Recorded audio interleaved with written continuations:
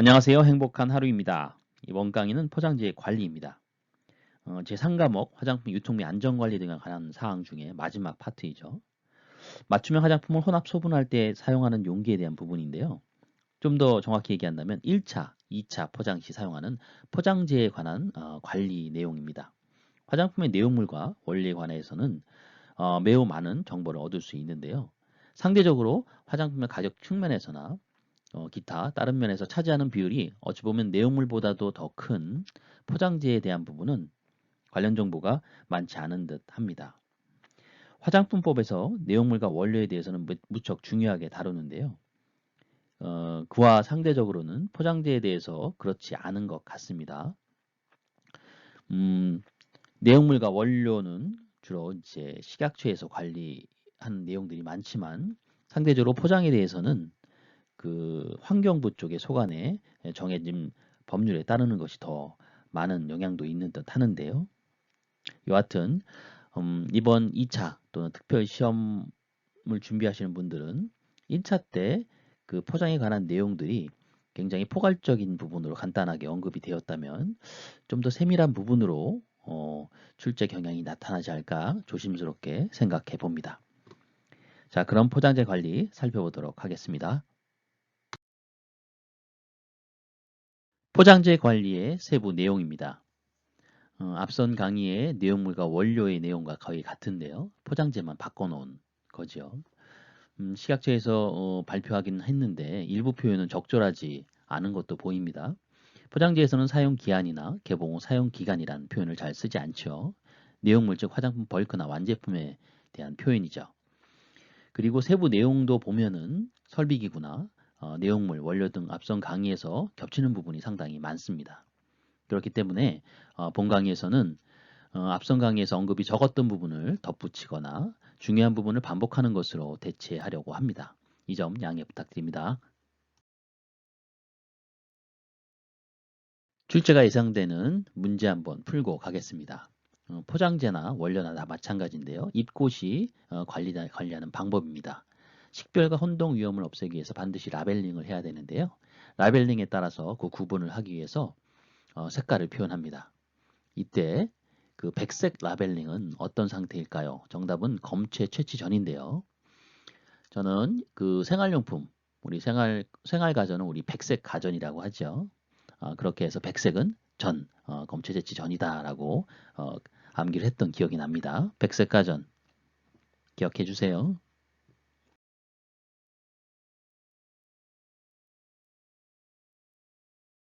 본 강의에 들어가기 전에 포장재에 대한 정의에 대해서 먼저 살펴보도록 하겠습니다. 법 제2조 정의에 따르면 1차 포장이란 화장품 제조 시 내용물과 직접 접촉하는 포장 용기다 라고 말하고요. 2차 포장이란 1차 포장을 수용하는 한 개 또는 그 이상의 포장과 보호제 및 표시의 목적으로 한 포장, 즉 첨부문서 등을 포함한다 라고 얘기하고 있습니다. 이러한 기준을 근거로 해서 CGMP 고시에서는 다음과 같이 포장재를 정의하였습니다. 화장품의 포장에 사용되는 모든 재료를 말하고 운송을 위해 사용되는 외부 포장재, 즉 아웃박스라고 하는 저 외부 포장재 이러한 것들은 제외한 것이다.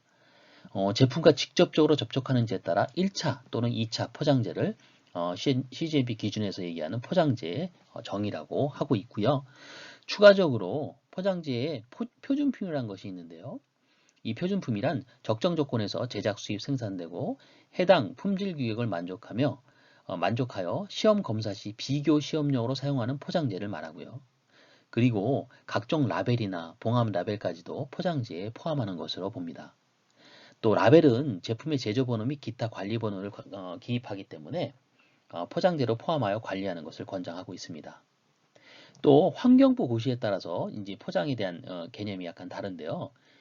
여기서는 포장재의 정의를 제품의 수송, 보관, 취급, 사용 등 과정에서 제품의 가치 상태를 보호하거나 품질을 보존하기 위한 목적으로 제품의 포장에 사용된 재료, 용기 등을 말하고 있습니다. 포장재의 입고 기준입니다. 내용물과 원료 관리의 입고 기준을 준용하겠습니다. 그래서 자세한 내용은 앞에 있는 강의를 참조하시고요. 중요한 부분만 간략하게 읽고 가겠습니다. 공급자에 대한 관리감도 적절히 수행해야 되고요. 구매 요구서, 성적서 및 현품이 서로 일치하는지, 그리고 제조번호 및 관리번호 잘 부여하고 보관하는지, 물품 결함이 있는 경우에 격리보관 또는 반송 조치 방법이 있는지, 또 원자재의 상태는 적합, 부적합 검사 중으로 표시하고 있는지, 용기 및 시험 기록서에 제품명, 공급자명, 수령일자, 또 제조번호 및 관리번호가 잘 기재되어 있는지입니다. 원료 포장지의 공급자에 대한 선정 절차에 대한 예시인데요. 한번 살펴보도록 하겠습니다. 원료 포장지의 중요도를 먼저 분류를 하고요. 그리고 공급자를 선정을 합니다. 선정된 공급자를 승인을 하고요. 또 이 승인된 공급자가 이 원료나 포장재들을 제공을 하면은 그거에 대한 품질을 시험 방법에 따라서 확립을 한 다음에 결정을 합니다. 그리고 나서 이 품질이 OK가 되면은 품질 계약서, 공급 계약 체결을 합니다. 그리고 정기적인 모니터링을 통해서 관리를 하게 되죠. 원료 포장재의 불출 절차를 잠깐 살펴보고자 하는데요. 앞선 공급자 선정 절차에 따라서 기선전된 원료 포장재 공급업자가 있겠죠. 품질관리부서의 승인과 품질 계약서를 서로 교환하고 정기적인 감사를 하고 있는 공급업자, 특정 업자에게 발주가 진행이 됩니다. 공급업자로부터 입고된 원료 포장재는 입고대장에 기입이 되고요. 또 입고 시 유관검사와 시료 채취를 통해서 그 시험 결과에 따른 합격 여부를 판단하게 됩니다. 이렇게 시험 결과에 따라서 합격된 경우에는 합격 라벨을 첨부를 하겠죠. 이 첨부한 후에 합격된 제품을 보관하는 보관 창고에 보관을 하게 됩니다. 그리고 생산에 맞춰서 출고가 이루어지게 되겠죠.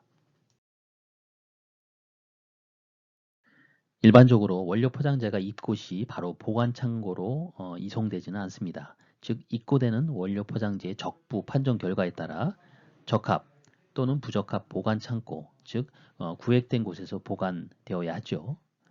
그리고 그전에는 판정 대기 보관소에서 시험 중 보관을 해야 됩니다. 불합격 시 반품 조치로는 두 가지의 경우가 있을 수 있는데요. 첫째가 입하 작업 시 외관 유관 검사를 통한 결과에 따라서 나오는 경우와 두 번째는 입고 시험 결과에 따른 경우입니다. 입하 작업이란 원료 포장재가 창고로 들어올 때 하는 작업이다 생각하면 되는데요. 입하 작업 후 입고가 이루어지죠. 이때 그 발주서와 그 제품이 일치되는지 확인을 하겠죠. 그리고 그 외관 유관 검사가 이루어지는데 이때 불합격 수준의 분량을 확인하게 되면 불합격 보관소로 이동된 후에 반품 조치가 됩니다. 또한 유관 검사 외에 그 시험 결과로 불합격된 제품도 마찬가지의 반품 조치의 과정을 밟게 되겠죠.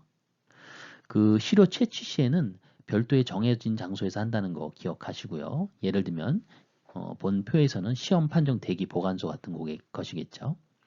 이때 포장재 이동 및 보관 장소에 따라 시험 전, 즉 검체 채취 전에는 백색 라벨을, 시험 중에는 황색 라벨을, 그리고 부적합에는 적색 라벨, 적합에는 청색 라벨을 부착 관리합니다. 입고된 포장재의 관리 기준입니다.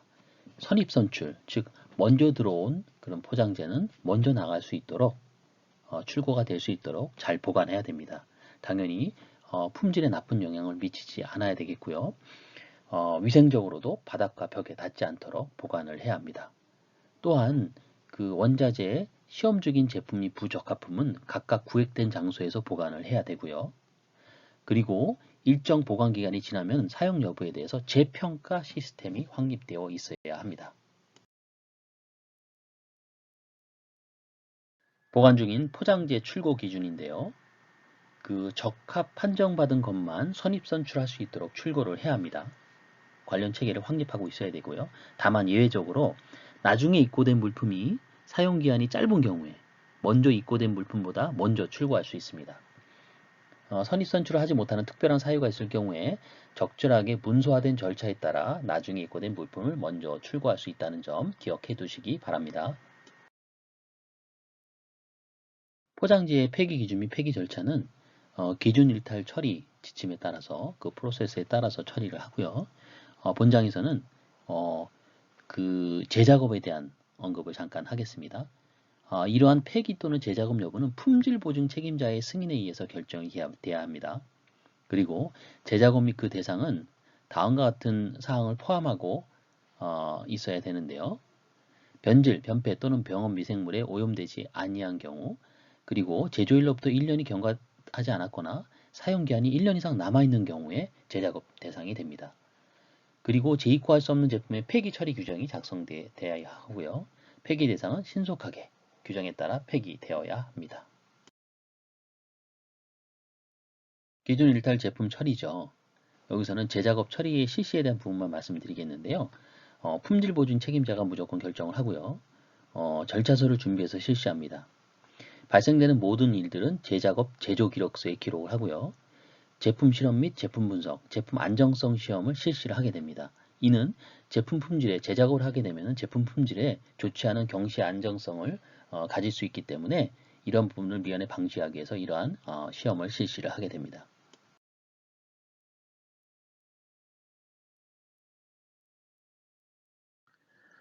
포장지의 사용기한 확인 및 판정입니다. 솔직히 본 내용을 보고 좀 당황했었는데요. 포장지의 사용기한?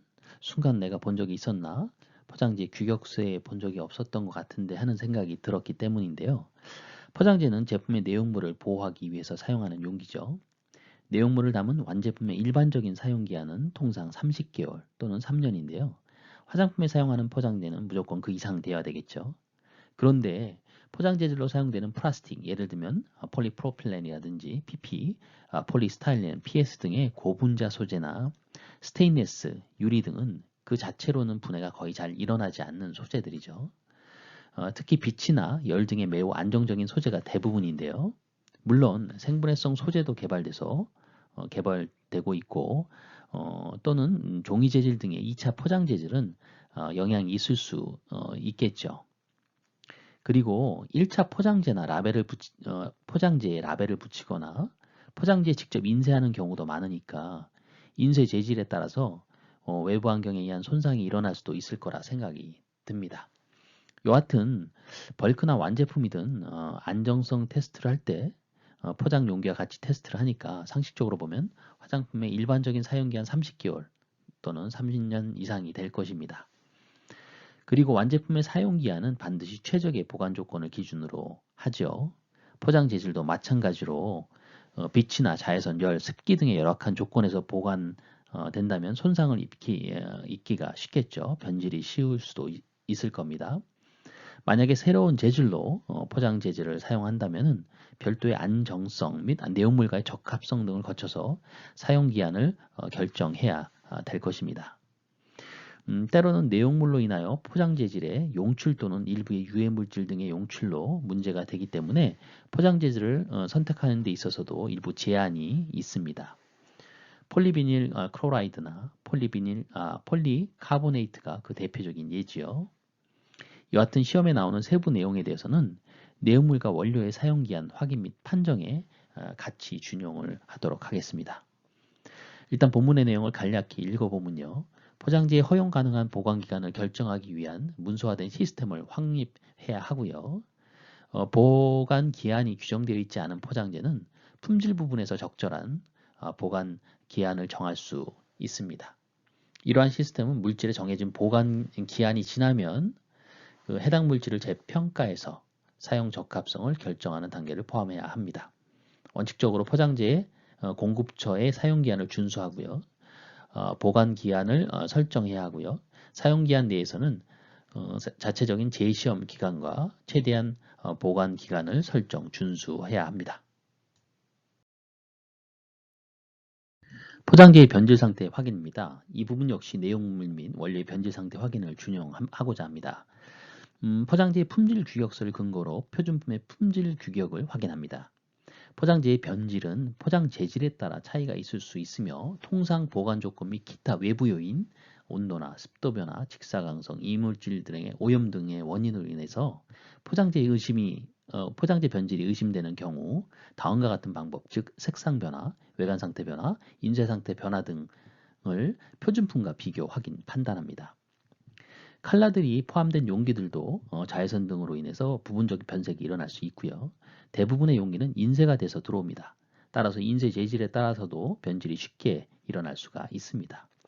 외관 역시 마찬가지 영향을 받을 수 있으니 표준품과 비교 판단해서 변질 상태를 판단합니다.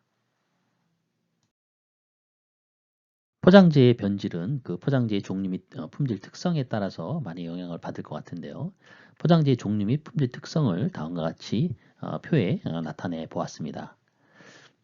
가장 많이 포장재로 사용되고 있는 그 에틸렌은 저밀도와 고밀도 두 가지 종류가 있고요. 저밀도의 경우에는 유연성이 우수하고 반투명 광택의 품질 특성이 있고요. 고밀도 같은 경우는 광택은 없고 수분 투과가 적은 장점이 있습니다. 폴리프로필렌이나 폴리스타일렌 그 이하의 내용들도 한번 살펴보시기 바라고요. 나중에 그 4과목에서 또 포장에 관련된 내용이 나올 때 관련된 내용을 다시 한번 짚도록 하겠습니다.